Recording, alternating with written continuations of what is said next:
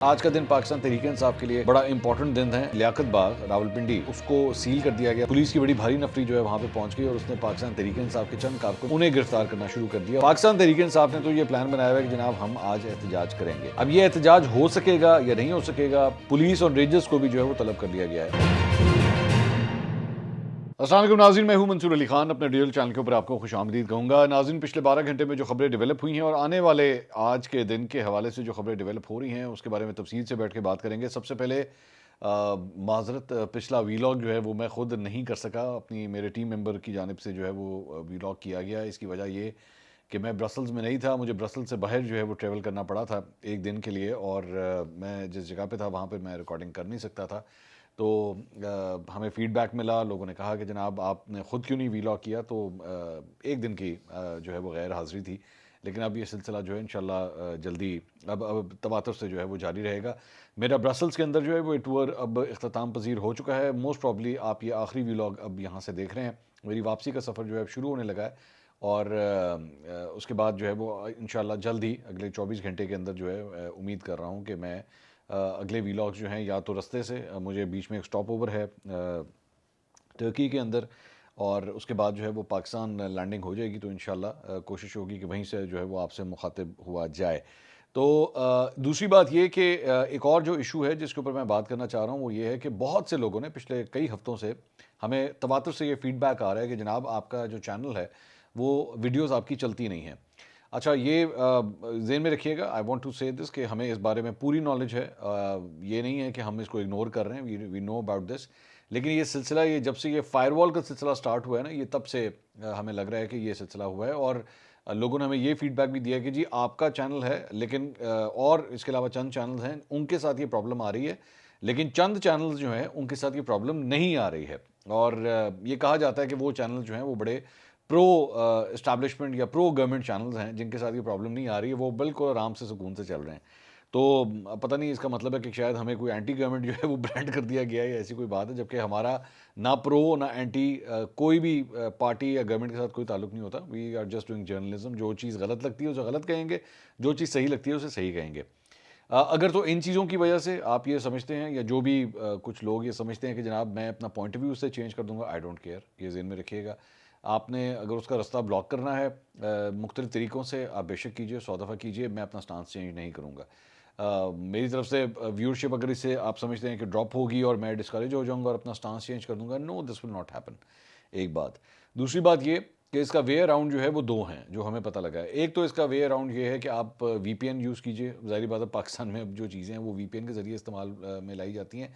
या दूसरा तरीका ये है कि यूट्यूब को ऐप के ज़रिए एक्सेस करने के बजाय जाके जो आपका गूगल है या सफारी है, जो बेसिकली आपके ब्राउज़र्स की जो ऐप है, वहाँ से अगर आप यूट्यूब को एक्सेस करेंगे तो वो आपको प्रॉब्लम नहीं देगा। लेकिन ये जो यूट्यूब की ऐप है इसके ज़रिए कुछ लोगों को ये प्रॉब्लम्स आ रही हैं, एंड इट्स नॉट ऑलवेज, कभी आती हैं कभी नहीं आती हैं।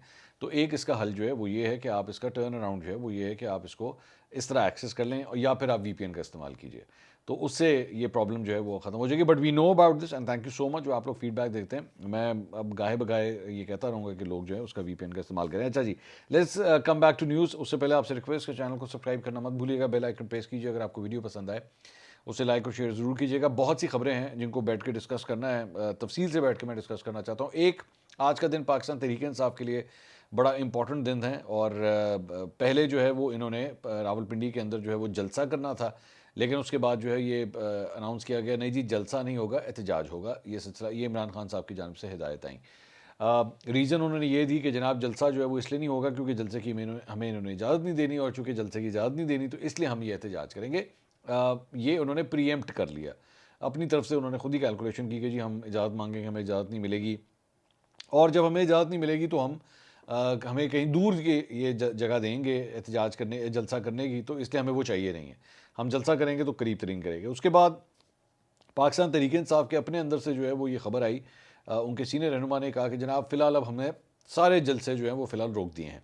यानी कि पाइपलाइन के अंदर जो जलसे मौजूद थे वो रावलपिंडी का था, लाहौर में मीनार पाकिस्तान का था, और कराची का जो है वो जलसा, जो जहाँ तक मुझे याद है, और इसके अलावा मियाँ वाली और इस तरह की मुख्तलिफ जगहों के ऊपर भी जो प्लान हो रहे थे। तो फ़िलहाल ये कहा गया कि जनाब आई डोंट नो, बिकॉज इतनी एक कन्फ्यूजन की सूरत हाल है कि अब ये खबर आ रही है कि जनाब फिलहाल अब सारे जलसे रोक दिए गए हैं, अब एहतजाज होगा। ये basically latest plan of action जो है वो ये है।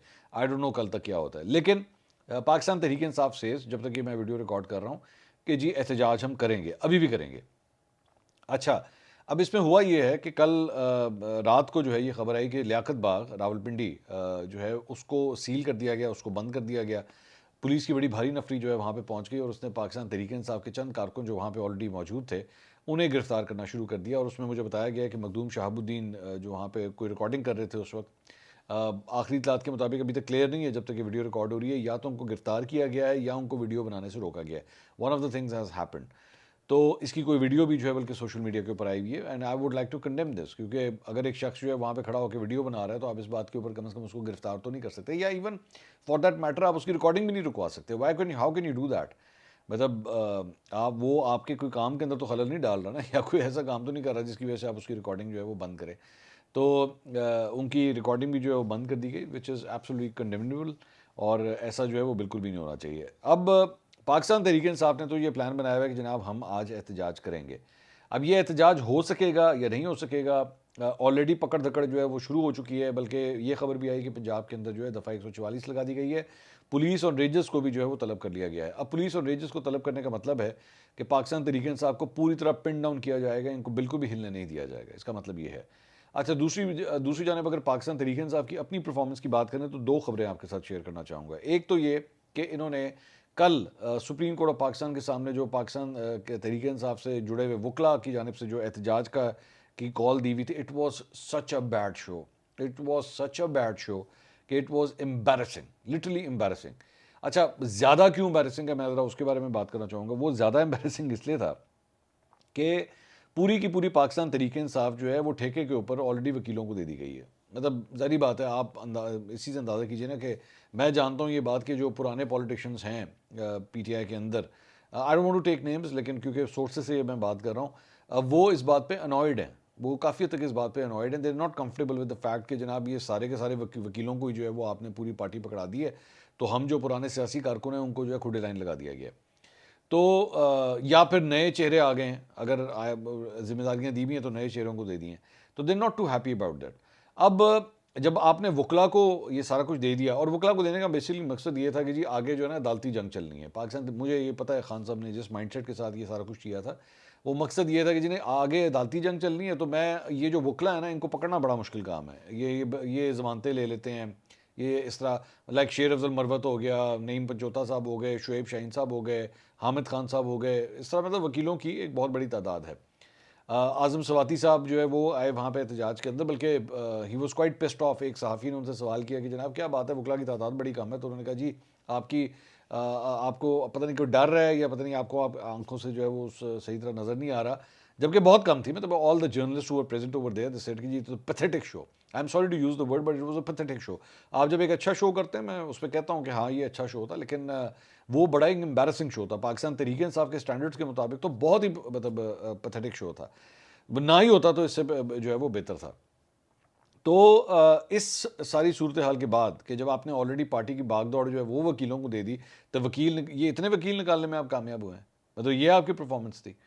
तो इससे इससे ये अगर इस तरह की परफॉर्मेंस ये जेहन में रखिएगा, मैं एहतजाज के बारे में आपको बता दूं कि एहतजाज एक ऐसी चीज़ होती है कि अगर वो तगड़ा होता है तो वो अगली पार्टी जिसके खिलाफ आप एहतजाज कर रहे होते हैं, या कोई शख्सियत या कोई इदारा जिसके खिलाफ आप एहतजाज कर रहे होते हैं, वो हिल जाता है, वो लिटरली हिल जाता है। लेकिन डाउन साइड क्या होती है, रिस्क क्या होता है कि अगर वो देख लेना कि आपका एहतजाज ठंडा है या बंदे नहीं इसके अंदर पूरे है, तो वो और तगड़ा हो जाता है। वो पहले से भी आप उसको एक्चुअली बूस्टर मार देते हैं, बूस्टर मार के उसको और भी आप तगड़ा कर देते हैं। सो सुप्रीम कोर्ट के हवाले से जो है वो कम से कम वकला का बहुत बुरा परफॉर्मेंस थी। अब आज की तारीख में ये जो आप एहतजाज करने जा रहे हैं, क्या पाकिस्तान तहरीक इंसाफ अब निकाल सकेगी? बात तो ये है कि वो एहतजाज तो आपका रोका जाएगा, हर सूरत रोका जाएगा, लेकिन जो सियासी जमातें होती हैं जो तहरीकें चलाती हैं, हुकूमत के खिलाफ तहरीकें चलाती हैं, वो रेजिस्ट करती हैं इन सारी चीज़ों को। देखा तो हमने ये होगा। डू नॉट थिंक इसका मतलब ये है कि मैं आपसे ये कह रहा हूँ कि आप रेजिस्ट करें या आप कोई जो है वो कन्फ्रंटेशन करें जाके पुलिस के साथ, ये मेरा काम नहीं है। I am a journalist, I will just report and analyse the situation. ये आपने फैसला करना है। तो अब ये मुझे बराए मेहरबानी, मैं इसलिए ये बात ये कह रहा हूँ कि मुझे कल को कोई ये ना कहे कि वो जी बात ये है कि वो तो डंडे मारते हैं, तो वो तो पुलिस जो है वहाँ पर आती है। पुलिस तो आती है, पुलिस तो आएगी, पुलिस का काम है। पुलिस को स्टेट की जानिब से तो ये पूरी कोशिश होती है कि पुलिस के ज़रिए, रेंजर्स के ज़रिए, कानून नाफिज करने वाले इदारों के ज़रिए जो है वो आपकी मूवमेंट को रोका जाए। अब आप क्या उसको काउंटर कर सकते हैं या नहीं कर सकते, that is the biggest question. एक बात। दूसरी बात ये कि ये भी खबरें आ रही हैं कि पाकिस्तान तहरीक इंसाफ ऑलरेडी पंजाब का जो चैप्टर है, लाहौर का ख़ास तौर पे, वहाँ पे तो ऑलरेडी बड़े सख्त किस्म के इख्तलाफात चल रहे हैं पाकिस्तान तहरीक इंसाफ के अंदर। अब कहने को तो आप यही कहेंगे कि यार पंजाब और लाहौर डजंट मैटर, नहीं, उससे बहुत फ़र्क पड़ता है। और उसलिए मैं I will tell you the reason क्यों फ़र्क पड़ता है। उससे फ़र्क ये पड़ता है कि पंजाब का पाकिस्तान का सबसे बड़ा आबादी के लिहाज से सबसे बड़ा सूबा है। और जब आप 12 करोड़ की आबादी है इस सूबे की, और उसके बाद आपके इस सूबे के अंदर अगर ये सूरत हाल है कि पार्टी के रहनुमा एक दूसरे की लेग पुलिंग कर रहे हैं, तो आप क्राउड किस तरह निकालेंगे, आप स्ट्रेंथ किस तरह निकालेंगे, आप एहतजाज किस तरह करेंगे। सो ये एक बहुत बड़ी डाउन साइड है पाकिस्तान तहरीक इंसाफ के लिए कि आपकी अपनी पार्टी स्ट्रक्चर के अंदर जो है एक दूसरे की लेग पुलिंग हो रही है, उसके अंदर आप लोगों को किस तरह निकालेंगे। दूसरी बात ये, हैविंग सेड, खैर अब एहतजाज तो जारी बात है, विल सी कि आज की परफॉर्मेंस कैसी होती है। दूसरी बात ये कि ये जो बेकरी वाला ये जो इंसिडेंट हुआ था, इसके ऊपर भी मैं बात करना चाहूँगा कि बेकरी वाले मामले के अंदर जो है वो जा के वहाँ पे वीडियोस बन रही हैं, वहाँ पे जाके वहाँ पे भी मेरे सुनने में आया कि कल वहाँ पे भी पुलिस को बुलाया गया था कि लोगों को जो है वहाँ से हटाया जाए। It is such a ridiculous thing to do. और आई टेल यू वाई। मतलब पाकिस्तान, वो लड़के का पाकिस्तान तरीके साहब के साथ कोई ताल्लुक ही नहीं है।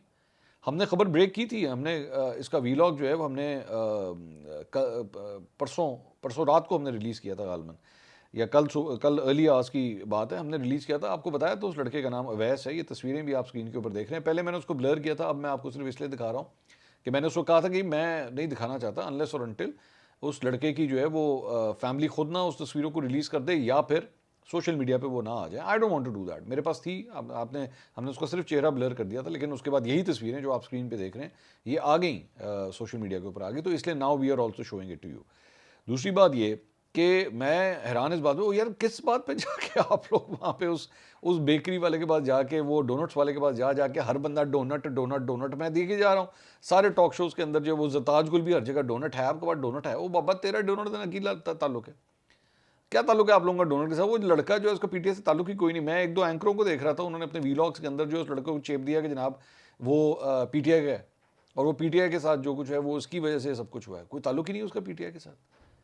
बड़े एक सीनियर एंकर पर्सन ने उसको पीटीआई के साथ जोड़ दिया। अच्छा, उसके बाद एक और वो मैं देख रहा हूँ, वो पाकिस्तान तहरीक इंसाफ का एक माउथ पीस है, एक और चैनल, उसने पहले उसका नाम मोहसिन बता दिया कि जी वो मोहसिन है, बाद में जो है वो कहता नहीं इसका नाम जो है वैस है। और बेटा जब पूरी खबर नहीं होती तो मत दिया करो, वेट कर लिया करो ना। इसीलिए कहते हैं जर्नलिज्म के अंदर वेट कर लो, लेकिन सही खबर दे दो। हमने आपको बता दिया उसका नाम अवैस है, अब वो हमारी खबर की ऑथेंटिकेशन भी हो गई। वो किस तरह होगी कि उसके भाई ने फिर उसके बाद एक इंटरव्यू दिया है। ये स्क्रीन के ऊपर आप हम स्क्रीनशॉट, जारी बात है कॉपीराइट का चक्कर है, हम आपको स्क्रीनशॉट दिखा रहे हैं। उसके भाई ने एक इंटरव्यू दिया और उस इंटरव्यू के अंदर उसने कहा कि जी हाँ जी, मंसूर साहब ने, मेरा नाम लिया उन्होंने, कहा मंसूर साहब ने जो खबर दी है वो बिल्कुल दुरुस्त है, मेरा ही भाई था, अवैस नाम है उसका, और वो बेकरी के ऊपर काम कर रहा था। और फिर उसने उसकी डिटेल्स बताई हैं कि जी तकरीबन महीना पहले जो है वाक़या पेश आया, 11 तारीख गालबन उसने बताया कि 11 तारीख को वाक़या पेश आया और चीफ जस्टिस, और मैं अब आपको उसकी नरेशन बता रहा हूँ कि जी चीफ जस्टिस आए, उनकी वाइफ साथ थी, उनकी बेटी साथ थी, और उसने वहाँ पे जो है उनको देखा, और उसके बाद जो है वो उनको देखने के बाद उसने कहा कि आप जो है वो ईसा फायज़ हैं। अच्छा, आप सिर्फ इस बात से अंदाज़ा कर लीजिए कि उस लड़के को जो है वो चीफ जस्टिस का नाम भी सही तरह नहीं आता था। I mean, just look at the knowledge. I mean, every person who's associated with the courts, so the Supreme Court या legal matters या whatever they're seeing, उनको चीफ जस्टिस का नाम तो सही तरह आता है। इस लड़के को नाम तक नहीं आता था उनका सही तरह कि वो ईसा फायज़ बोल रहा है। और उसके बाद जो है उसने कह दिया जो कहना था। I don't want to repeat that. उसके बाद उसका भाई जो है वो जो अपने इस इंटरव्यू के अंदर वो ये कह रहे हैं कि जी वो जो उनकी बेटी हैं उन्होंने फ़ोन छीनने की कोशिश की, और उसके बाद पुलिस वाले जो है उनके गार्ड्स आ गए, उन्होंने गार्ड्स ने जो है वो फ़ोन छीनने की कोशिश की, तो इसने अपने आप को अंदर बंद कर लिया इस लड़के ने। बाद में जो है वो कोई 1 बजे दोपहर के वक्त उसने कहा ये वाक़या पेश आया, और उसके बाद तकरीबन 1:30 बजे जो है वहाँ पे पुलिस आ गई, लेकिन ये लड़का जो है वहाँ से भाग गया। और हमने आपको बताया था कि फिर उसके भाई को जो है वो उठाया गया, तो इस भाई ने, ये बेसिकली उसके बड़े भाई को उठाया गया था, तो इसने कहा कि हाँ जी यही हुआ है कि उसके बड़े भाई को जो है उठा लिया गया, और पता नहीं 11 दिन या इस तरह करके जो है उसको रखा है, और उसके बाद उसको उन्होंने छोड़ दिया। लेकिन वो लड़का जो है अभी भी अंडरग्राउंड है।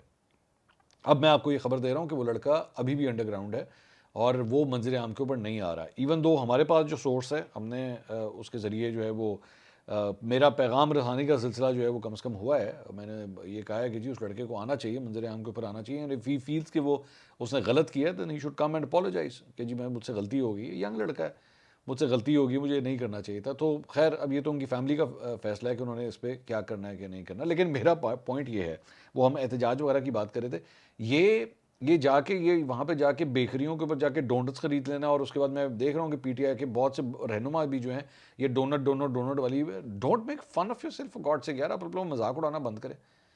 एहतजाज करने की जहाँ पे बात है, जो जो एक्चुअली रेजिस्टेंस दिखाने की बात है, जो कुछ तहरीक चलाने की, ओ कम करो जेड़ा करना है। वहाँ पे जाके टिकटॉक की वीडियोस बना रहे हैं और आपका लेना देना भी कोई नहीं है। मैं और उसने, उसके भाई ने भी कही ये बात, उसने कहा कि जी वो बेसिकली वो जो मुबारक सानी वो जो बेसिकली केस था, ये उसकी वजह से जो है उस लड़के को तब थी। तो मैंने आपको बताया था कि उसके भाई के रुझानात भी जो हैं वो टीएलपी की तरफ से। अच्छा, टीएलपी वालों ने भी जो है वो कल मैं देख रहा था मुख्तलिफ उनके अकाउंट्स के ऊपर जो है वो पाकिस्तान तरीके इंसाफ वालों को टॉन्ट मार रहे थे कि किस बात को तुम लोग छलांग मार रहे हो, बेगानी जादी में अब्दुल्ला दीवाना, तुम्हारा क्या लेना देना है सारी चीज़ के साथ। So what they were trying to say was कि भाई हम ये हमारे साथ एसोसिएटेड है ये लड़का, आप लोग किस चक्कर में जो है उसको बैठ के अपना हीरो बना रहे हैं, आपका क्या लेना देना है सारी चीज़ के साथ। मेरा पॉइंट ये है, मैं हैविंग सेड दैट ये एक फजूल एक्ट है, मैं इसको किसी तरह भी इसको सपोर्ट नहीं कर सकता। Having said all these things, आप जो है वो जाके ये बेकरियों के ऊपर इस किस्म की फजूल हरकतें करने में या वीडियोस बनाने या टिकटॉक शेयर्स आ जाएंगे, व्यूज आ जाएंगे, इस किस्म की रंगबाजियों और ड्रामेबाजियों के बजाय प्रॉपर एक सियासी जमात, एक मेच्योर सियासी जमात की तरह जाके अपनी तहरीक चलाएं अगर आपने चलानी है तो, वरना ड्रामेबाजियां बंद करें। ये टिकटॉक की खातिर, ये यूट्यूब के ऊपर व्यूज लेने की खातिर ये जाके बेकरियों के बाहर ये जो आप हरकतें कर रहे हैं, ये फजूल हरकतें हैं। अच्छा, उस बेकरी ने इस लड़के की जॉब भी जा चुकी है, उसके साथ कोई ताल्लुक नहीं है, ठीक है। एक बात, मेरे पास तो वैसे उसके घर का एड्रेस भी है, मैं आपको ये बता दूं, मेरे पास लड़के के घर का एड्रेस है। अब मैंने अगर आपके घर का एड्रेस दिया तो पता लगे पीटीआई पूरी की पूरी उसके घर के बाहर पहुंच जाए कि अच्छा जी बेकरी नहीं, असी मुंडे से घर के बाहर जो है ना असी फुल रखना शुरू कर देने। तो मैं तो नहीं ये दूंगा, ये तो जाहिर बात है, अगर उनकी मर्जी उन्होंने करना हो तो कर लें, लेकिन आपका ताल्लुक ही कोई नहीं है पीटीआई के सारे मामले के साथ। लेकिन एवं नथी हुए मैं बैठ के एहतजाज करने की बात आती है तो वहाँ पे जो है मेरे ख्याल में 100 वकील या 150 वकील से बाहर निकलता है। तो खुदा के लिए मैच्योर हो जाए, बस करें, मतलब ये बच्चों वाली हरकतें जो है ना बस कर दें। अब देखते हैं खैर ये एहतजाज जो है आज कैसा होता है। दूसरी बात ये, रऊफ़ हसन साहब, उन्होंने कल जो है वो एक इंटरव्यू दिया है समर अब्बास भाई को, हमारे दोस्त हैं, उनको इंटरव्यू देते हुए जो है उन्होंने कहा कि जी ये इस्टेब्लिशमेंट के हवाले से उन्होंने कहा मैं इमरान खान साहब से मिलना चाह रहा था, लेकिन मुझे इमरान खान से जो है वो मिलने नहीं दिया गया। और साथ ही साथ उन्होंने कहा है कि इस्टेब्लिशमेंट के हवाले से खान साहब का जो पैगाम है कि जी इस्टेब्लिशमेंट से कोई बातचीत नहीं हो सकती, ठीक है, वाकई कोई बातचीत नहीं हो सकती, लेकिन अल्टीमेटली बात तो करनी पड़ेगी, इस्टेब्लिशमेंट से ही बात करनी पड़ेगी। तो मतलब मुझे, मैं तो पहले ही इसके ऊपर अपना पॉइंट ऑफ व्यू मैं आपको ऑलरेडी दे चुका हूँ कि मुझे अफसोस हुआ कि उनके साथ जिस तरह भी जो कुछ भी किया गया ये इस तरह होना नहीं चाहिए था। तो उन्होंने कहा कि मैं इमरान खान से जब मेरी मुलाकात होगी रऊफ़ हसन साहब की, तो उन्होंने कहा कि मैं उनको मुज़ाकरात के ऊपर जो है आमादा करूँगा। उन्होंने कहा फ़िलहाल इमरान खान साहब ने जो भी फ़ैसला किया है वो अमल जो है हम उसके ऊपर करेंगे। असम्बली से मुस्ताफ़ी होने से मुतालिक किसी ऑप्शन पर फ़िलहाल गौर नहीं हो रहा, हम हर हाल में आइनी तरमीम को रोकेंगे, मौलाना के साथ आइनी तरमीम से मुतल्लिक मुशावरत जारी है, अगर ज़रूरत महसूस हुई तो हमारी तरफ से मुशतरका मुसवदा जो है वो दिया जा सकता है। मौलाना की जहाँ तक बात हो रही तो मौलाना के पास जो है कल रात को पाकिस्तान पीपल्स पार्टी वाले जो है वहाँ पर पहुँच गए हैं, and they seem very confident. उधर पीटीआई बड़ी कॉन्फिडेंट है, वो ये समझ रही है कि जनाब मौलाना हमारी साइड पे। मौलाना साहब जो हैं वो दोबारा, मैं वही बात कह रहा हूँ कि कार्ड जो है अपने सीने से लगा के उन्होंने रखे हुए हैं और कुछ पता नहीं लग रहा कि उन्होंने, मौलाना साहब ने जो है जाना किस तरह। अली अमीन गंडापुर साहब ने जनाब council of Pakistan newspapers editors के वफ़द से जो है वो मुलाकात की है, और इसमें इस मुलाकात के अंदर जो है उन्होंने कहा है कि रियासत के चौथे सतून के तौर पर मीडिया पर भारी जिम्मेदारियाँ आयद होती हैं, हम मीडिया की तनकीद को हमेशा मुस्बत अंदाज में लेंगे और अपनी इस्लाह भी करेंगे। मैंने अपनी तकरीर में चंद मखसूस सहाफ़ियों का जिक्र किया था, कम्यूनिटी से मुतल्लिक बात नहीं की थी, मेरा मकसद सहाफ़ी बरादरी की दिल चिकनी नहीं था, इसकी वजाहत कर चुका हूँ। अगर हम गलतियों की निशानदेही नहीं करेंगे तो इस्लाह कैसे होगी, हम मुल्क को कौम की खातिर सब कुछ भूल कर आगे बढ़ना चाहते हैं। भाई आप भूलना तो आपने जो हरकत की है अवाम को या सहाफ़ियों को जो है ज़रूरत है कि वो उनको भूलते हैं कि नहीं भूलते। माफ़ी नहीं मांगी अली अमीन गंडापुर साहब ने, अभी तक माफ़ी नहीं मांगी। मैं तो ये council of Pakistan newspaper editor से मैं सवाल करना चाहूँगा कि जनाब उनसे माफ़ी तो लेकर आनी थी, आप उनसे मुलाकात तो कर रहे हैं, ठीक है, 100 दफ़ा करें, लेकिन उनसे माफ़ी तो लेकर आनी थी, माफ़ी अभी तक नहीं मांगी गई है। उनके बिहाफ के ऊपर जाके मुख्तलिफ लोग जो हैं वो माफ़िया शाफिया मांग रहे हैं, लेकिन गंडापुर साहब ने जो है अभी तक किसी किस्म की कोई माफ़ी नहीं मांगी है। इसके अलावा आर्मी चीफ के बारे में बताया जाता है जी, ताजर बिरादरी से कराची के अंदर जो है उनकी मुलाकात हुई है, और उस मुलाकात के अंदर जो है उन्होंने जो इजहार ख्याल किया है, जो मीडिया ने रिपोर्ट किया है, वो ये है कि जी वो अफराद जो मुआशरे में मायूसी फैलाने की नाकाम कोशिशें कर रहे थे, तमाम स्टेक होल्डर्स की इज्तमाही कोशिशों से शिकस्त खा चुके हैं। कौम को पाकिस्तान के रोशन मुस्तकबिल पर मुकम्मल यकीन और एतमाद होना चाहिए। पाकिस्तान अल्लाह के हुक्म से अपने हकीकी मुकाम तक पहुँचेगा। तकरीब के शुरा ने SIFC की कारकर्दगी की तारीफ़ की और मुल्क की मीशत में मुस्बत पेशरफ को सराहते हुए कहा कि SIFC से मजीद मुआशी तरक्की के लिए साजगार माहौल फराहम कर रहे हैं। आर्मी चीफ ने वफाकी और सूबाई हुकूमतों की जानिब से तमाम इकदाम की हिमायत के लिए की जाने वाली कोशिशों की तारीफ़ की, और आर्मी चीफ ने बरादर और दोस्त ममालिक ख़ास तौर पर चीन, सऊदी अरब और मुत्तहिदा अरब अमारात की पाकिस्तान की मुआशी बहाली में कई शोबों में मदद पर भी तारीफ़ की है। इसके अलावा कल वज़ीर आज़म शहबाज शरीफ साहब ने जो है यूनाइटेड नेशंस की तकरीब से वो जो इजलास था उससे ख़िताब किया, और उस खिताब के अंदर जो है वो कुछ अच्छे पॉइंट्स भी थे। उन्होंने कहा कि जी पाकिस्तान ने 2 दहाइयों के दौरान दहशतगर्दी का दलेरी और कामयाबी के साथ मुकाबला किया, जबकि इस जंग में 80,000 फ़ौजियों और शहरियों की शहादतें भी हुई हैं। बदकिस्मती से आज पाकिस्तान को एक बार फिर बैरूनी माली इमदाद और स्पॉन्सर शुदा दहशतगर्दी की नई लहर का सामना है। मुल्क में बदअमनी फैलाने के लिए कलअदम TTP, BLA, मजीद ब्रिगेड, फितना अल ख़वारिज के साथ ही कार्रवाइयाँ कर रहे हैं। दहशतगर्दी के खिलाफ जंग में हम कोई गलती नहीं करेंगे और इसको जड़ से ख़त्म करने के लिए पुरज़म है, जिसके लिए ऑपरेशन अज़्म इस्तेकाम शुरू किया जा रहा है। फितना अल ख़वारिज के अज़ाइम को हर कीमत पर नाकाम बनाया जाएगा। पाकिस्तान अफ़गानिस्तान की सूरत हाल को जल्द अज़ जल्द मामूल पर लाने का ख़्वाह है, और हमने अक़वाम मुत्तहिदा में अफ़गान शहरियों की इमदाद के लिए $3 बिलियन इमदाद की अपील भी की है। अफ़गानिस्तान की अबूरी हुकूमत इंसानी हकूक़ का एहतराम करे और ख़वातीन और लड़कियों के हकूक़, सियासी शमूलियत, तालीम की इजाज़त भी दे। इसके अलावा अफ़गान हुकूमत को अपनी सरज़मीन पर मौजूद तमाम दहशतगर्दों को ख़त्म करने के लिए मौसर कार्रवाई करनी चाहिए। अच्छा, अच्छी तकरीर थी, not bad, it was a good speech, लेकिन मेरे ख्याल में जो इम्पॉर्टेंट पॉइंट्स थे, ऑल टेक्स्ट टू दैट, वो मेरे ख्याल में उनको टच किया गया है। मैंने पहले भी अपने एक वीलॉग के अंदर कहा था, जो बाइडन से उनकी मुलाकात नहीं हो सकी है, मसला कश्मीर के हवाले से इंटरनेशनल कम्युनिटी की जानिब से जो आम तौर पे सपोर्ट मिला करती थी वो अब नहीं है, वैसी नहीं है। एक कंपैरिजन किया जा रहा है पाकिस्तान तहरीक इंसाफ के लोगों की जानिब से बिटवीन शहबाज शरीफ एंड इमरान खान के, जी उन्होंने जिस तरह तकरीर की थी वो बड़ी एनिमेटेड थी और ये थी वो थी, और शहबाज शरीफ जो है वो बड़े एक मतलब सटल तरीके से जो है वो तकरीर कर रहे थे। Everyone has a different way of public addressing. मेरे ख्याल में हर बंदे का अपना डिफरेंट होता है। पब्लिक एड्रेस शहबाज शरीफ साहब का कभी भी स्ट्रॉन्ग पॉइंट नहीं रहा, ये मैं हमेशा इस बात पे बिलीव करता हूँ। मैं पहले भी कई दफ़ा बात कर चुका हूँ। प्रेस कॉन्फ्रेंसेज, जलसों से खिताब, इनका कभी भी स्ट्रॉन्ग पॉइंट नहीं रहा। उनका डिलीवरी का जो स्पीच की डिलीवरी का तरीका है हमेशा बड़ा डल रहा है, और अभी भी डल ही था। इवन दो सब्जेक्ट के लिहाज से अगर बात की जाए, मेरे ख्याल में वो पॉइंट्स जो है वो ठीक थे, all the points were touched. एक और जो डेवलपमेंट हुई कि इसराइल को जब वहाँ पे उनके जो वफ़द था उनको इनविटेशन दिया गया खिताब करने का, तो पाकिस्तानी डेलीगेशन ने वॉकआउट किया। तारीफ़ इसके ऊपर की गई। ट्रेडिशनली पाकिस्तान यही करता है। पाकिस्तान जो है उसने वॉकआउट किया इसराइल के हवाले से। ठीक है, पाकिस्तान का एहतजाज जो है मेरे ख्याल में बड़ा वैलिड था, ये करना चाहिए था। एक चीज़ इसके ऊपर एतराज़ हो रहा है वो है सलमान शहबाज की मौजूदगी वहाँ पे पाकिस्तानी वफ़द के साथ। मेरा इसके ऊपर एक बड़ा एक अहम सवाल है कि what is Salman Shehbaz doing over there. मतलब प्राइम मिनिस्टर के बेटे होने के अलावा उनके पास ऐसा कौन सा पोर्टफोलियो है जिसकी बुनियाद के ऊपर जो है वो इस डेलीगेशन में बैठ सकते हैं, या यूनाइटेड नेशंस की टेबल के ऊपर जो है वो जो पाकिस्तान की जो टेबल है उसके ऊपर जाके वो बैठ सकते हैं। एक तस्वीर जो है वो सामने आई है जिसके अंदर सलमान शहबाज जो है वहाँ पे बैठे हुए दिखाई दे सकते हैं। सो इसके बारे में मेरे ख्याल में पूरी तरह इन्वेस्टिगेशन होनी चाहिए, बिल्कुल चेक होना चाहिए। और Ishaq Dar sahab, the foreign minister, he needs to reply this. मैं बल्कि कहूँगा सहाफ़ियों को कि अगली दफ़ा आपको इसहाक डार कहीं पे नजर आए तो please do ask him this question कि व्हाई डिड दिस हैपन। अगली वीडियो में आपसे दोबारा मुलाकात होगी। अल्लाह हाफ़िज़।